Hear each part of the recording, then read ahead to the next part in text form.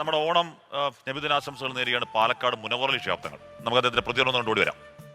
Okay, തീർച്ചയായിട്ടും.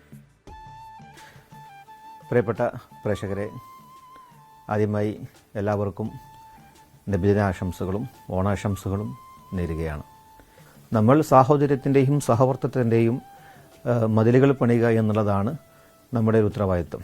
അതിന് ഈ ആഘോഷങ്ങൾ നമുക്ക് ആ രീതിയിൽ നമുക്ക് കൂടിച്ചേരലുകൾ, നമുക്കുള്ള സൗഹൃദങ്ങൾ, നമുക്കുള്ള സ്നേഹം പങ്കിട്ടുകൊണ്ട് ആ ഒരു മധ്യതര മൂല്യത്തോടു കൂടി സൗഹൃദത്തോടു കൂടി മുന്നോട്ട് പോകാൻ കഴിയുന്ന രീതിയിലുള്ള ആഘോഷമായി ഇത് മാറട്ടെ എന്ന് ഞാൻ ആശംസിക്കുന്നു. എല്ലാവർക്കും എൻ്റെ ഓണാശംസകളും അതുപോലെ നബിദിനാശംസകളും നേരുന്നു.